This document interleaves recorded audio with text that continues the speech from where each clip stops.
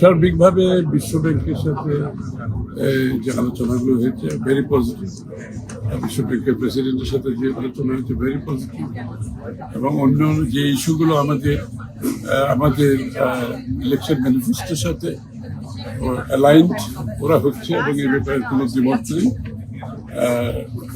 এবং IMF এর বিভিন্ন উইংস, IFC সহ আমাদের দেশের যে ব্যাংকের যে সমস্যাগুলো আছে ওগুলোতে তারা রোল প্লে করতে চায়। আর in the mid time IMF এর সাথে যে আলোচনাটা সেটা অব্যাহত থাকবে, কারণ আমরা অনেকগুলো ইস্যু সলভ করেছি, কয়েকটা ইস্যু এখন আলোচনার মধ্যে আছে। সেটা আমরা আগামী 15-20 দিনের মধ্যে এই ইস্যুগুলো আলোচনার মাধ্যমে সমাধান করার চেষ্টা করছি। তারপরে সেখান থেকে সামনের দিকে এগিয়ে যাবো।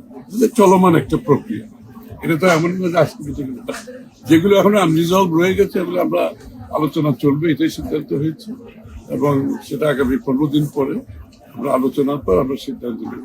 তবে আমি মনে করি সার্বিকভাবে যে সবাই মোটামুটি বিএনপির নির্বাচনী যে স্ট্যান্ডের সাথে অ্যালাইন হয়েছে, এর মধ্যে সমর্থন আছে। কিভাবে এটা আমরা বাস্তবায়ন করবো, এখানে যে সমস্যাগুলো সমাধান করবো, অ্যাপ্রোচটা কি হবে, এটা নিয়ে আমাদের মধ্যে আলোচনা। এটা বুঝতে হবে বিষয়গুলো একটা চলমান প্রক্রিয়া, এটা কোনো একদিনের সিদ্ধান্ত না, 1 ঘন্টার সিদ্ধান্ত না, এটা চলতেই থাকবে। আলোচনা 15 দিন পরও আবার আলোচনা চলবে, তারপরেও চলবে।